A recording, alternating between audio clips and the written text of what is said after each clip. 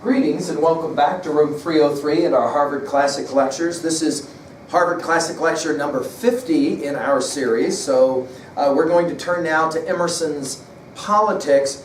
This may be his most idealistic essay of all of the essays that we've treated thus far. Some people will say that it's here at this essay they pretty much just jump off of the ship. No pun intended, given one of the word pictures of this essay with Emerson. Others will say, you know, I think there's a lot to be found here in this essay that challenges me to think about the topic of politics, a topic that often, of course, leads many of us to go, oh, I hate politics. We should point out that the way we define that term will have a lot to do with how we, in fact, read this essay. Before we go there, though, I just want to remind that at LearnStrong.net, if you haven't done it, you need to go down that left-hand side and you need to find our folder for on LearnStrong for Harvard Classics. For sure, watch my lecture number 35. That's that introductory lecture on Emerson. And then, of course, any of the other lectures to follow. I say in that lecture that we are looking at Emerson from three perspectives. One, we want to understand Emerson from that perspective of teacher and person, his biography, and the way that his biography informs many of the things he has to say. Two, we want to look at Emerson as philosopher, as idealist. We're going to talk a lot about that here. Sometimes, of course, referred to as transcendentalist. He's often, of course, referred to as the father of transcendentalism, a term he didn't really often like to use about himself. Finally, we want to look at Emerson as brilliant artist and craftsman in regards to just his creator ability with prose at 2B, as we call it. And that's why I so often love to just read his prose aloud to you. I'm continuing to make the argument that if you want to be great writers, you have to be great readers. And Emerson's prose is phenomenal. I mean, he's one of the. There's a reason why he's one of the most quoted writers of all time, certainly in the American tradition. Just to remind, our learning theory on 303 recommends for us or suggests for us that we're always trying to connect new information to old information. We're trying to gain stuff that for us can be meaningful. The way we do that, of course, is an annotative reading approach of three levels. Level 1, we answer the question, what does the text say? Level 2, we answer the question, what does the text mean here? At 2A, we subdivide. At 2A, themes, messages. At 2B, the rhetoric stuff. That's what we were talking about earlier. Not what Emerson says, but how he says it. And then finally, at level 3, we're asking this question, how can I relate to this information? At 3A, how do I relate to other texts and to the world? And then finally at 3B, and most significantly, how do I relate to myself? If Emerson does anything for you, and I hope that he does a lot for you, but if Emerson does anything for you, especially in this essay, I hope that he demands of you that you at least give some thought to the whole notion of politics, its origin, its importance, and then ultimately, of course, its trajectory going forward. The background here, man, we could go on for a while, but I feel like there's some information that we kind of need to think about.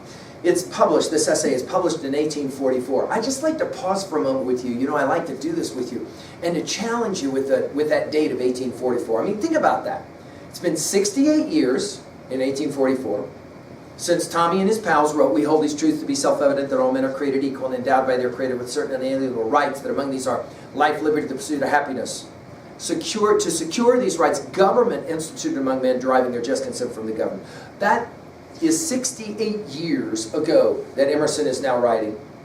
But to place this in even more of a context for us, in 1844, we are 17 years away from the War of Secession, as it's sometimes referred to, the War of the States, sometimes referred to as, of course, you'll remember that Lincoln called it in the Gettysburg Address the Great War, right? The Civil War. 1844 is a huge year for politics, right? The president is John Tyler until he's not. Of course, we have a presidential election.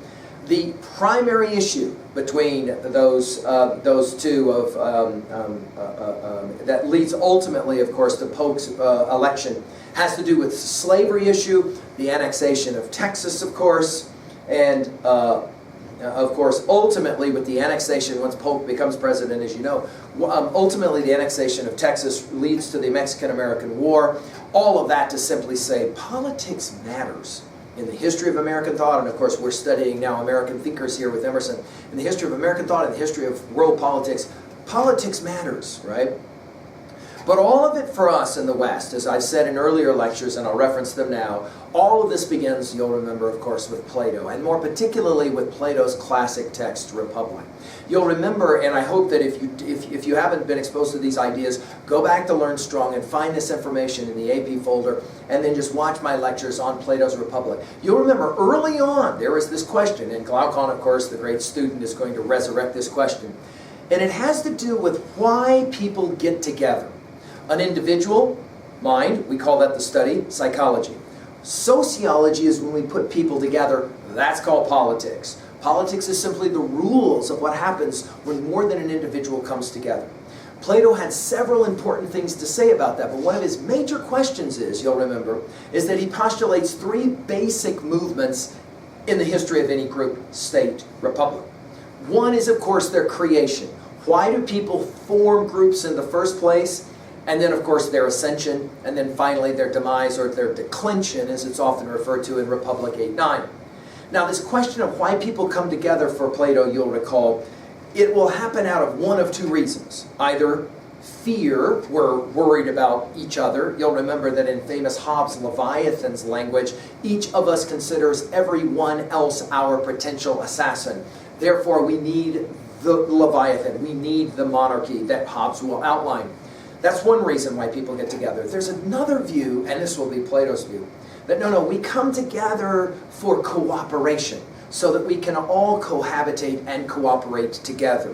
Now, of course, this really comes down to this view of human nature, and much of our views and our understandings of politics will derive, Plato said, from how you see other people.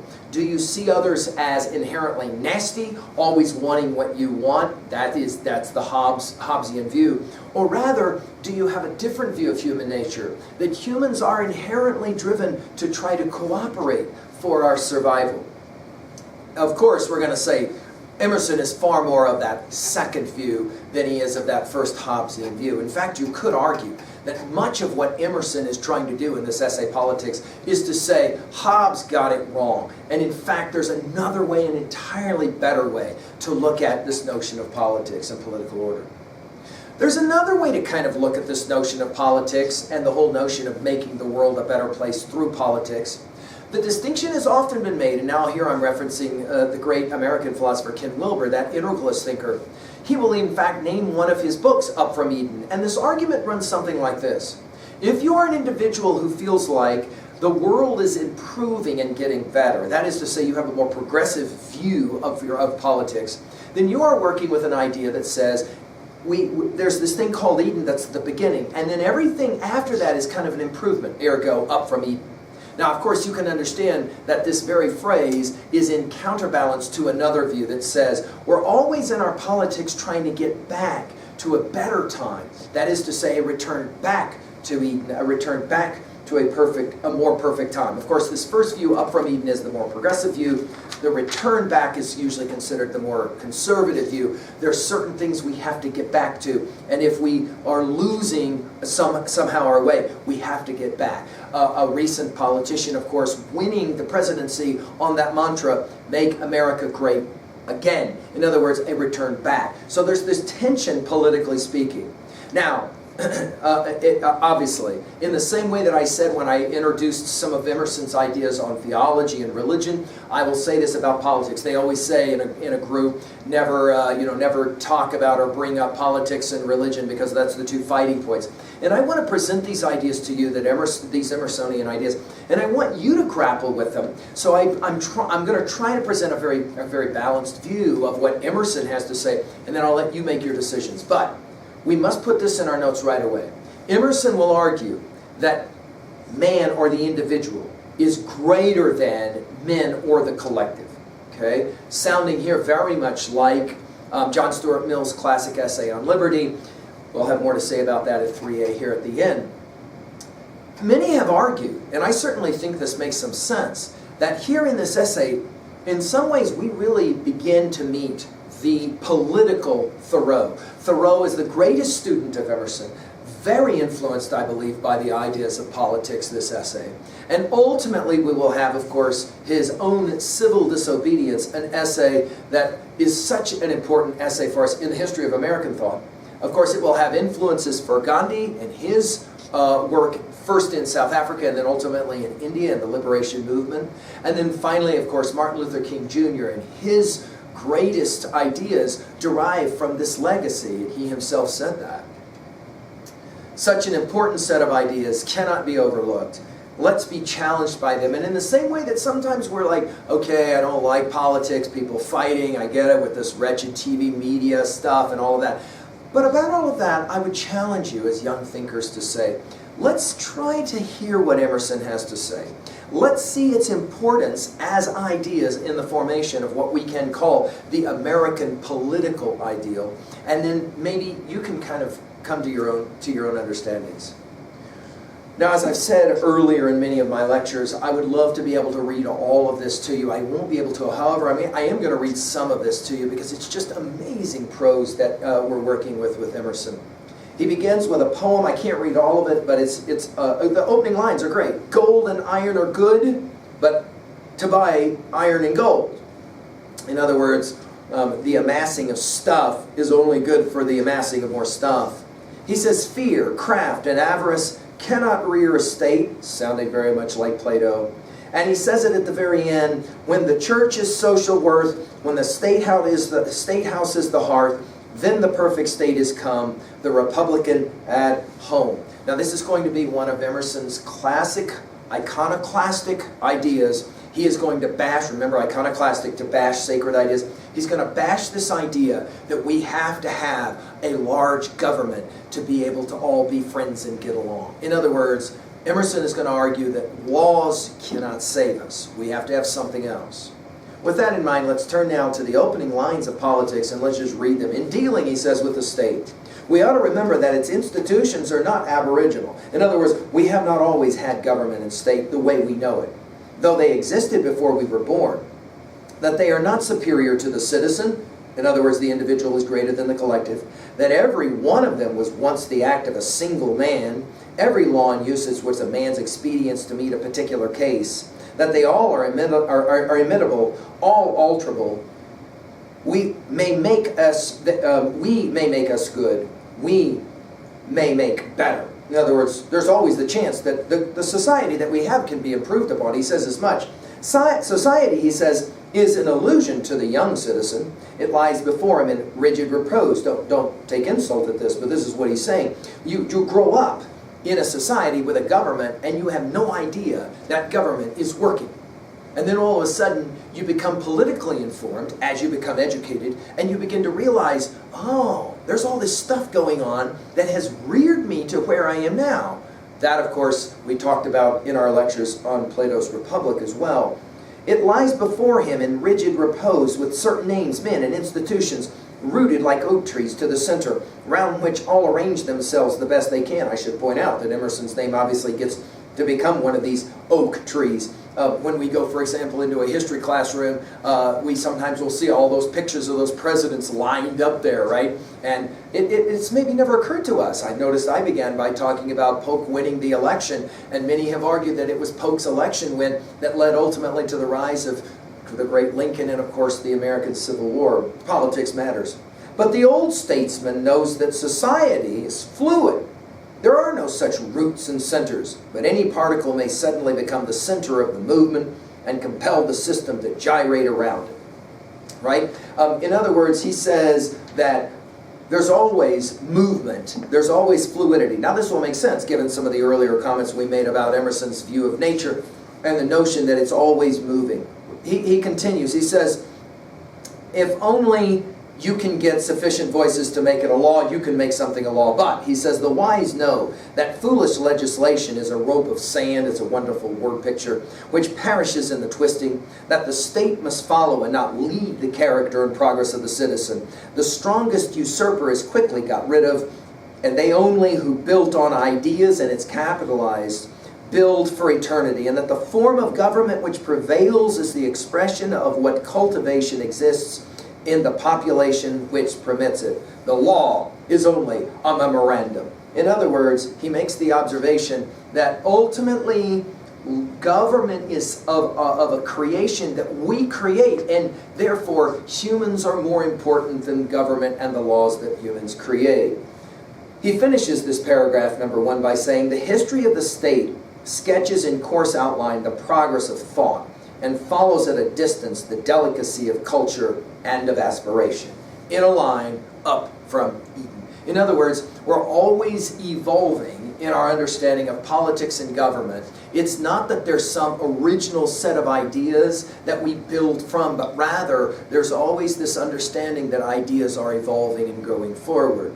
Paragraph 2, he continues, the theory of politics, which has possessed the mind of men, and which they have expressed the best they could in their laws and in their revolutions, considers persons and property as the two objects for whose protection government exists. So let's write this in our notes. For Emerson, this is huge. Government is about two things: protecting persons and protecting property. But right away, he's going to make the observation that this is problematic, because, of course, there is always a tension that can engage between individuals who have property versus individuals who don't. We immediately, of course, think of Marx and his ideas that will obviously play in some ways analogous to our study of Emerson and his ideas. And then Emerson will use a reference to a biblical story from Genesis 29 through 31, Jacob versus Laban, and the whole notion that some people need more laws, and it seems that the people who need the laws are the people who are in power, and guess what? They are the individuals who usually have the most property. We then have a series of paragraphs that are short that I think it makes sense to just kind of read these. Let's go to paragraph 3. In the earliest society, the proprietors made their own wealth, and so long as it comes to the owners in the direct way, no other opinion would arise in any equitable community than that property should make the law for property and persons the law for persons. Paragraph 4. But property passes through donation or inheritance to those who do not create it. Herein lies one of the major problems we should point out before we get into this. Emerson inherited money from his first wife so he could buy his house. Let's not forget the irony of that. Gift in one case makes it as really the new owners as labor made it the first owners. And in the other case of patrimony, the law makes an ownership which will be valid in each man's views according to the estimate which he sets on the public tranquility. Paragraph 5. It was not, however, found easy to embody the readily admitted principle that property should make law for property and persons for persons, since persons and property mix themselves in every transaction, right? You can't really differentiate between person and property. At last, it seems settled that the rightful distinction was that the proprietors should have more elective franchise than non-proprietors, on the Spartan principle of calling that which is just equal, not that which is equal just. Now to paragraph 6.